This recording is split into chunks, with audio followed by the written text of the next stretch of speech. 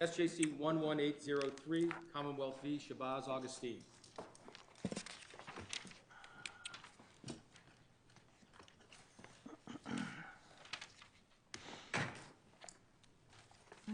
Good morning, Ms. Campbell. Good morning. Good morning, and may it please the court, Kaylin Campbell on behalf of the Commonwealth. With me today is the motion prosecutor, Mark Lee. We ask you today to reverse the allowance of the defendant's motion to suppress. Very simply, this is a case in which the affidavit established the requisite probable cause. It is not disputed that the affidavit established probable cause to believe that a particularly described offense had been committed. Do you and the Commonwealth do you and the defendant have a different view as to what constitutes probable cause? And did you argue differently below than you are on appeal? I did argue differently below than I am on appeal. Below, because I wanted to preserve the Commonwealth's rights in case before you here today, I wanted to argue that it should be a different standard of probable cause. Other than what we said in Augustine 1? Correct. You argued that to the trial court? I argued that to the trial court. I decided upon doing more research not to argue that before the court, because I think that the standard of probable cause in Augustine gets it right. I don't think that the standard of probable cause articulated is any different than the typical search warrant standard of probable cause. And for that reason, I think it's appropriate. Going back to that Before you leave that point, sure. Judge Krupp, in his decision, set forth a number of cases in which various learned judges had spoken of probable cause arguably being a little bit different when the crime is more severe. I think it's on page 76 and 77 of the... Are you asking us to do that, or do you say you would like us to, but we don't need to, or both? Well, I don't think that the standard of probable cause should be different than the typical standard of probable cause, because I think in some cases there's a heightened probable cause, for example, in strip searches where it's such an invasive search, and I don't think that necessarily rises to the level here. But Your Honor is correct in that Judge Krupp did articulate many different standards of probable cause. Looking back under Article 14, what the standard of probable cause actually means, the first time it's articulated is in 1980 in Commonwealth v. Cephalo, and the definition given in that case is that the Commonwealth must show and must establish in an affidavit that the items sought are related to the criminal activity under investigation and that they reasonably may be expected to be located in the place to be searched at the time the search warrant issues. That's articulated again in Upton, it's in McDermott, it's in hundreds of cases, most recently in this court in Commonwealth v. Gray, which is a 2013 case. Could we zero in on precisely what it is that you say this affidavit establish probable cause to believe? I know you argue that it establishes probable cause to believe that the defendant is the perpetrator. Correct. But that's not your main argument. Can you explain to me how it is that this affidavit establishes probable cause to believe that his location information is related to this crime? Sure. I'm having trouble figuring that out. How does that work? Okay. And that's the inherent difficulty in this type of case because a location data point is different than other type of evidence. So I agree with Your Honor that it's very conceptual. I don't think that we need to get there in this case, but I will answer your question. Insofar as in the cases that I cite, specifically Gentile and Botari, there is a recognition that when a defendant is the last known person to be with a victim, that could be evidence of a crime. The way that I tried to think about it in a real way basis is, let's say that we were going to put a witness on to testify, and the victim, the last known place that she was, we could call that witness to testify, yes, I saw her at 8:30, we were on the corner of Tremont and Bromfeld Street, and after that point, I saw her take a left. I think that we could put that evidence in because it's related to the last known place where the victim was seen. And it certainly helps in the investigation of that crime and is related to the crime as it points the officers in the direction that they should be investigating for more evidence as to the precise point of her disappearance. You don't argue this, but it's somewhat connected to Justice Hines' question. The 2703D request, and therefore this request, relates to both phones. In other words, the victim's phone and the defendant's phone. Yes. And so I'm wondering why it wouldn't be appropriate to think of those together. I think it is, Your Honor. And I think it's important because it shows if the victim was with the defendant and at what point she was with the defendant and when that point of togetherness ended. So I certainly think it is important in that respect. And I think that is relevant and related to the crime. And which crime are we talking about, arson or murder? Or Murder. both? Well, it could be either, It could right? be either. It could be either, Your Honor.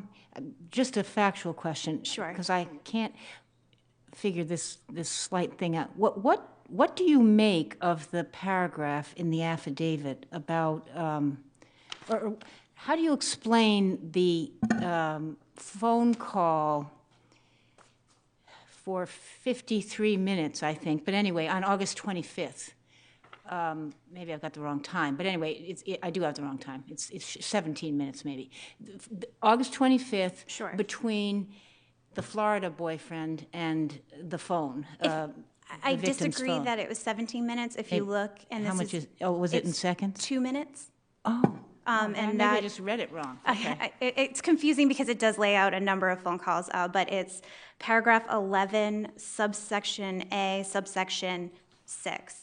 And it's page 4 of the affidavit and record appendix page 19 of the Commonwealth's record appendix. So I think I would have a lot more to explain if it was 17 or 53 minutes. It's 2 minutes. But it's from the victim's phone. Well, I'm looking at paragraph, I'm looking at the affidavit. Sure. So it's page 19 of your record appendix. Mm-hmm. Doesn't it say the records show a 17-minute call at 10:50 Oh, yeah. p.m.? Sorry, that's the one above it. I apologize. Okay, that's the one I'm asking about. Sure. The affidavit doesn't contain information that we subsequently learned about the content of that phone call. So insofar as it's not in the record, I don't want to go outside the record. All right.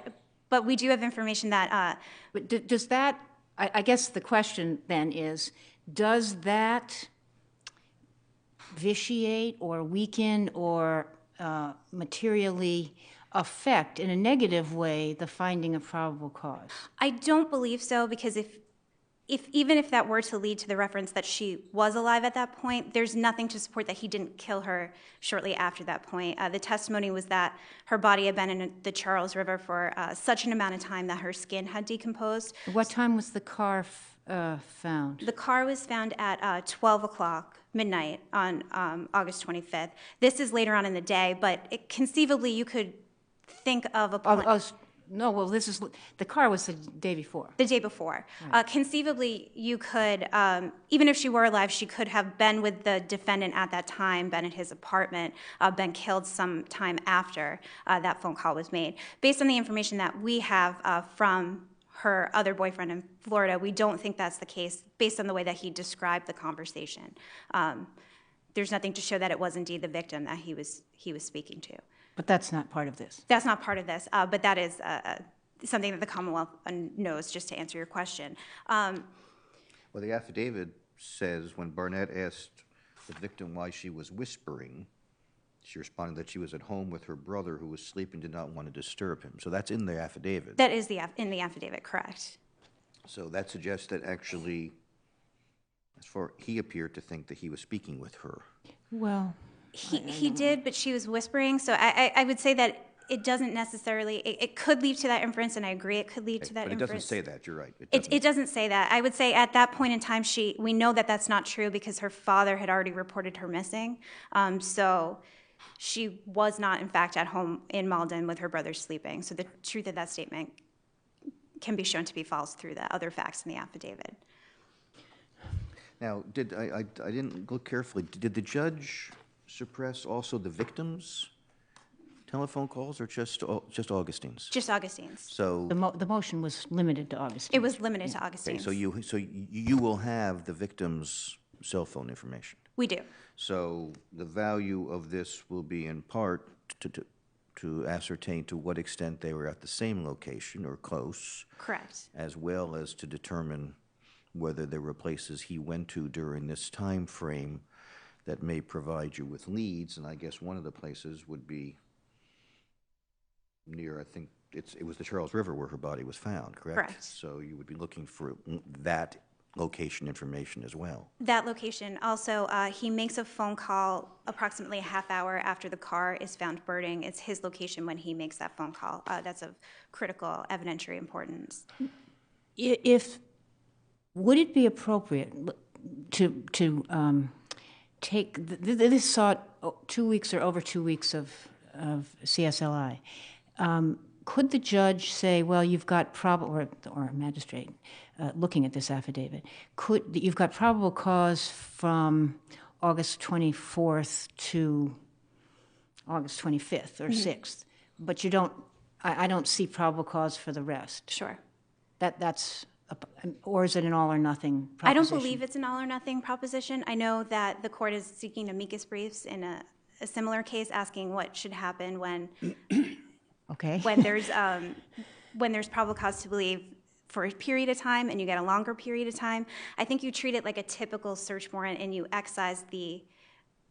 you take away the evidence that there was no probable cause for and you limit it to the evidence that there was probable cause for, looking at the facts in the affidavit in a common sense and holistic way. There is probable cause to believe that the 24th and the 25th, at the very least, there's probable cause to believe that that location information would provide evidence of the crime. I think part of the problem with the Commonwealth's, not problem, but the dispute here seems to center on what evidence means. The motion judge was of the opinion that it had to mean direct evidence, and the defendant seems to suggest that as well. But if you look at what evidence means in the context of the probable cause standard, it's not just direct evidence. It's items that are related to the criminal investigation. And I'd say that the same should be true here. If you can show that they're related to the criminal investigation, if you can show that they're relevant, then it should be something that the officers, within a proper search warrant, should be able to obtain in the course of their investigation. Okay, if you accept that, though, what's the difference between that and the 2703D standard? I think it's a heightened showing. So it's interesting. The motion judge based his opinion in large part based on a hypothetical given in Chief Justice Gant's dissent, and saying that that showed that in order to obtain this evidence, we needed to demonstrate that there was probable cause to believe that the telephone user committed the crime. And the specific language in the dissent is that there needs to be substantial information linking the telephone user to the crime. And I think that connection is important and the information that makes the connection is important. But using that hypothetical, I don't think that the information that needs to be shown is that high or that much information. In the hypothetical, it's a situation where there's a shooting and you know that there's a victim and you know that there's a rival gang.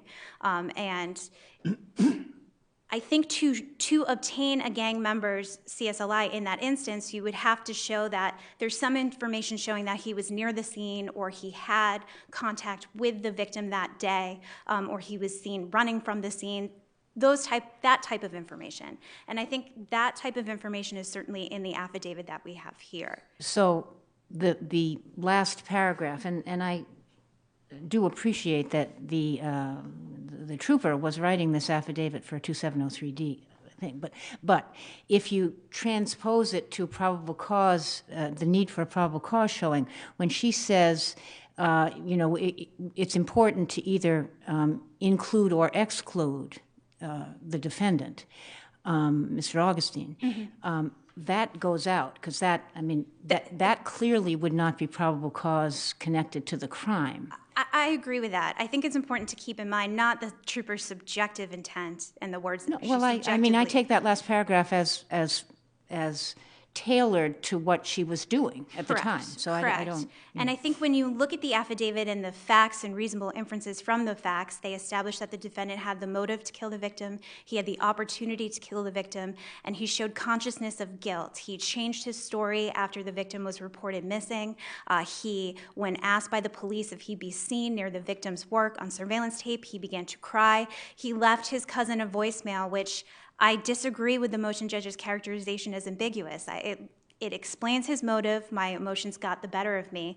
It's an admission to guilt, and it's also indicative of consciousness of guilt. And I say when you put those factors together, it establishes, although it need not, probable cause to believe the defendant in this instance committed this murder and that his cell site location information would be evidence of this murder. And if the court has no further questions, the Commonwealth will rest on its brief. All right, thank you.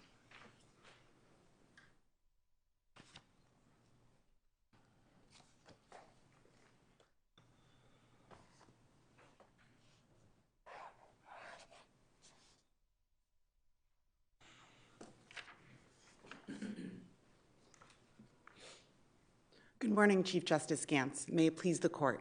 Jesse Rossman on behalf of Mr. Augustine. The Commonwealth has relied on a lower standard, certainly below the Superior Court, and there are echoes of it in the Commonwealth's brief here today at page 17 and 21 of its brief. And also here today appears to be relying on information that was not included on the four corners of the affidavit.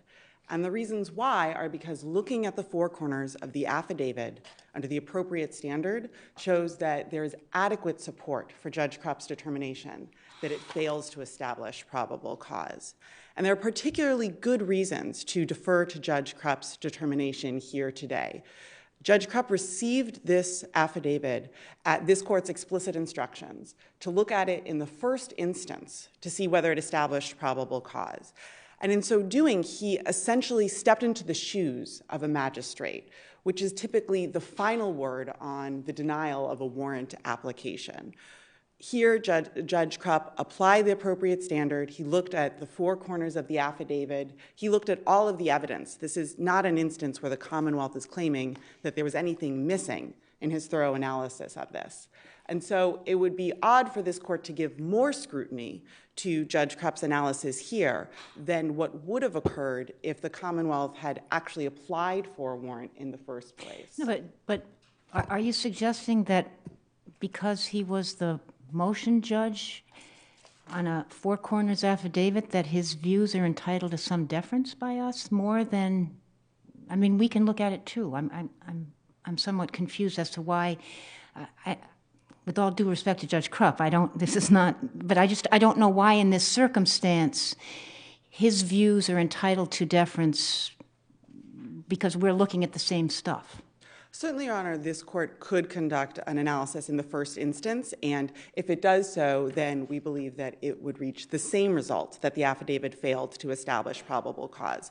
But while a court can do so, there is typical deference afforded to a magistrate's application of the law to the facts in a probable cause determination, and there would be good reason to do so here. There is adequate support on this affidavit for Judge Krupp's determination, and that's both because of what's within the affidavit and because what is not within the affidavit. The fact that we don't know when, where, or how Jules died, or what the context is of the voicemail that Augustine left for Mitchell is amplified by the fact that we have clear evidence here that Jules was alive for at least 36 hours after she left her office on August 24th. Well, you could interpret it that way. I wouldn't call it clear evidence. There was a reasonable inference, Your Honor, that Judge Krupp made that she was alive, and certainly pointing to that Inferred that. I appreciate that. Particularly that 17-minute phone conversation that Jules had between Barnett and herself at 10:50 p.m. On August 25th. And we also know that Augustine, on the night of August 24th, was taking public transportation and had a lengthy phone conversation, a 90-minute phone conversation with Keisha Smith.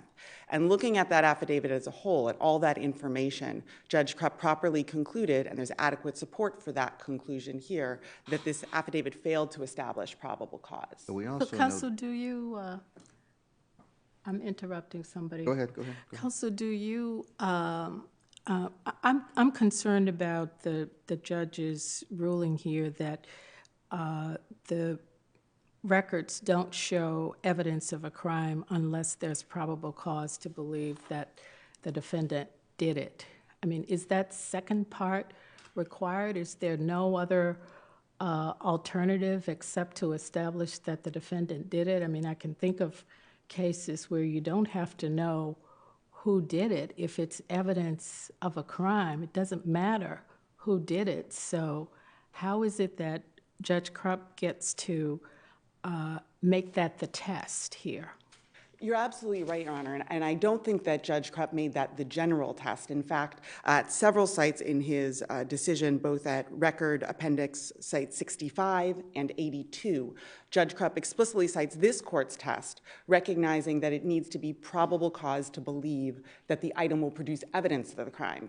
And it was only on the face of this affidavit, Your Honor, that Judge Krupp ultimately determined that the only way the Commonwealth could establish probable cause here was if they had probable cause to believe Augustine had committed the crime. But there certainly will be instances where the Commonwealth could establish probable cause for CSLI without doing so. What the Commonwealth needs to do is establish a nexus between the person and the location. And that can be done by showing that they're the perpetrator. It could also be shown by showing that they are a witness or a victim. And indeed, here, the Commonwealth did seek the CSLI records of Jules. And we would concede that the affidavit establishes that there was probable cause to believe that Jules's location would produce evidence of the crime. But this affidavit fails to do the same for Augustine's location. Could I just ask you about that, though? If the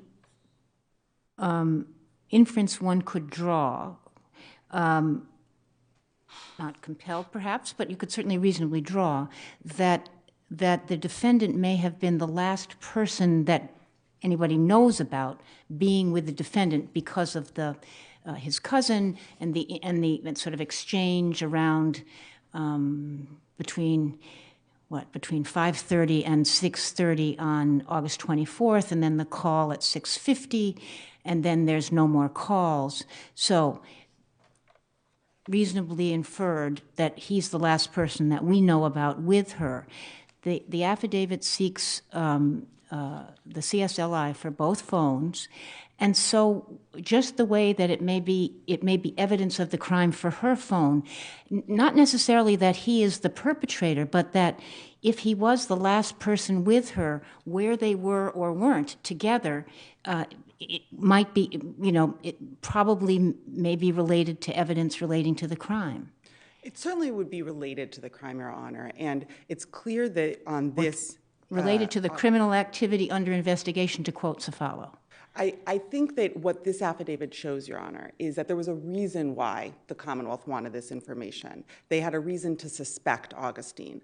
But this court has made clear that even a serious reason to suspect is insufficient under probable cause. And while this affidavit establishes that the Commonwealth had a legitimate investigatory purpose, that only satisfies the standard of 2703D. What the Commonwealth needed to establish here was probable cause to believe that it would produce evidence of the crime, and it simply doesn't cross that additional threshold. This court's decisions in cases like Kopp and John Charles and Robles makes clear that there's real teeth to the probable cause standard, and this doesn't cross that threshold. I think it's important to emphasize as well, this is not going to set an insurmountable burden for the Commonwealth.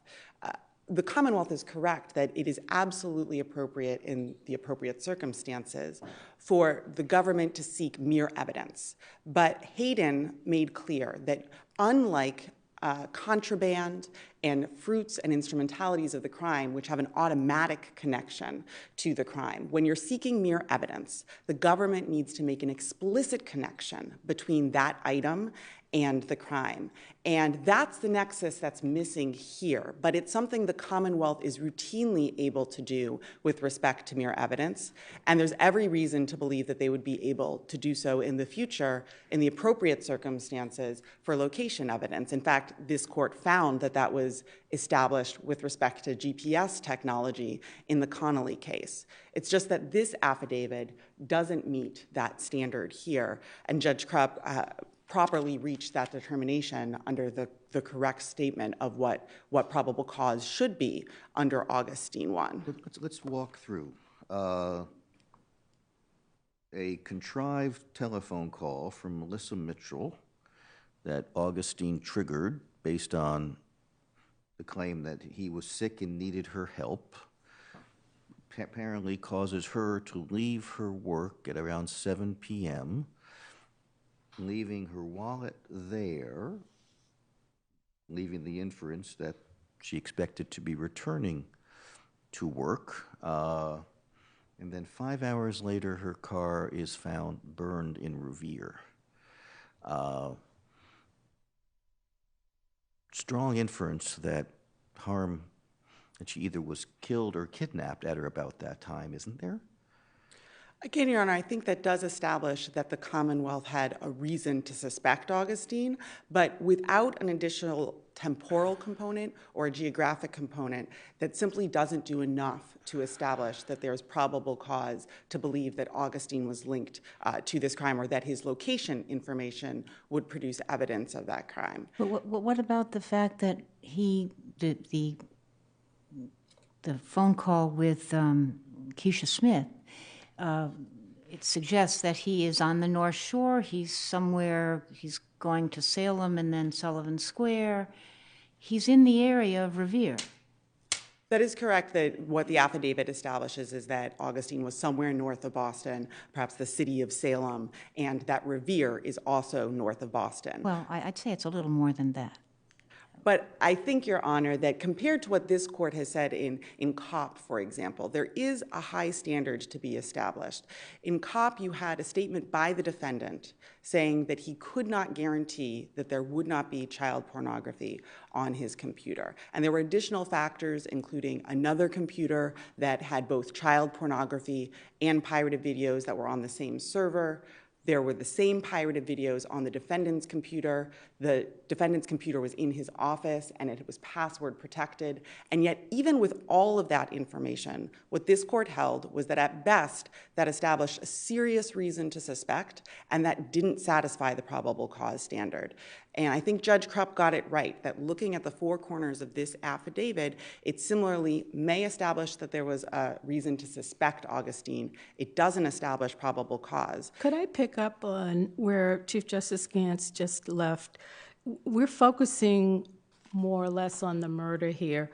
If we focused on the arson, and we know the facts that he just recited to you, isn't that a closer case for probable cause to connect this defendant to the arson? Not necessarily the murder in the case, but the facts that he just recited and his location in Revere or near Revere or on the North Shore. Wouldn't that make a stronger case if we just focused on the arson and not the murder part of the indictment? I think it is a closer case, Your Honor, but I do think that it still doesn't cross that threshold that this court has set forth with respect to probable cause. And that's the critical piece here. This court has never set forth that there's a particular quantum of evidence that's necessary to establish probable cause. What needs to be done is to look at the entire affidavit. And Judge Krupp did so here, and while it may be a closer case, that still doesn't get over the threshold of being more than even a serious reason to suspect that this location information would produce evidence of the crime. Unless the court has any further questions. Okay, thank you. Thank you. Thank you.